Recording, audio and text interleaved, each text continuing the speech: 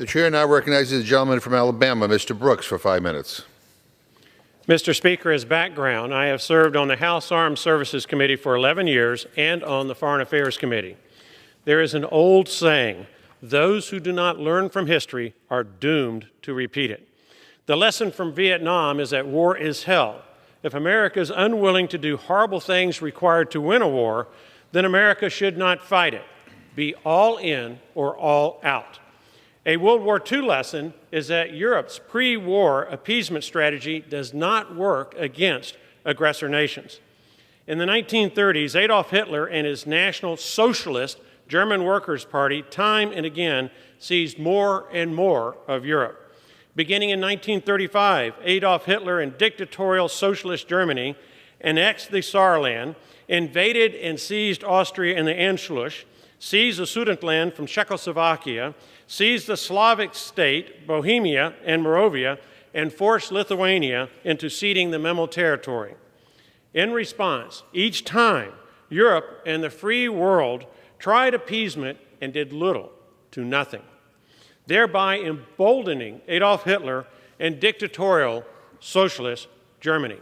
The result? Hitler and Germany invaded Poland, triggering the Holocaust and the deaths of tens of millions of people in World War II.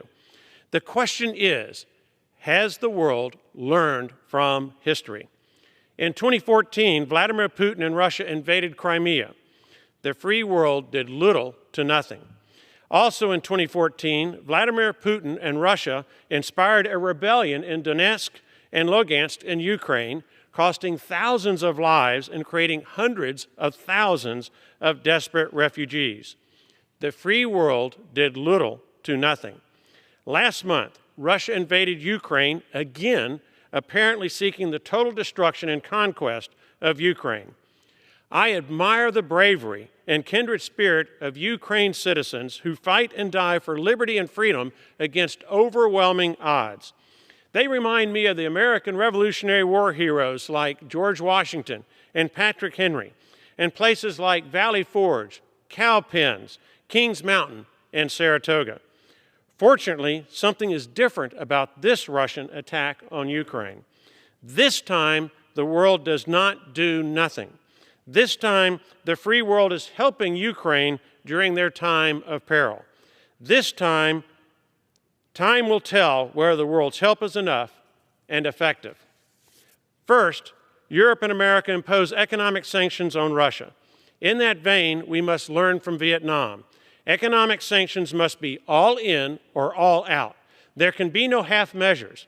America must be in this to win or not be in it at all. Second, Europe and America must and are supplying Ukraine with much needed tank-killing javelins, aircraft-destroying Stingers, advanced fighter jets to replace those lost in combat, and other military equipment Ukraine desperately needs.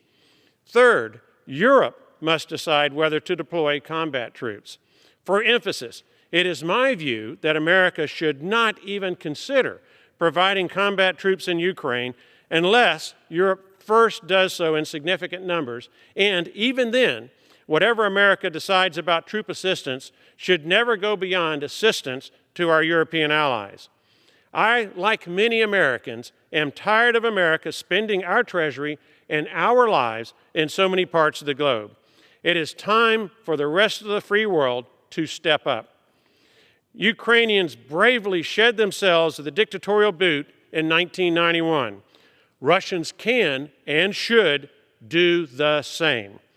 My message to the Russian people is this: your Russian comrades fought side by side with you in World War II against Adolf Hitler and dictatorial socialist Germany. Now Vladimir Putin forces you to kill each other and die by the thousands in Ukraine. It does not have to be this way.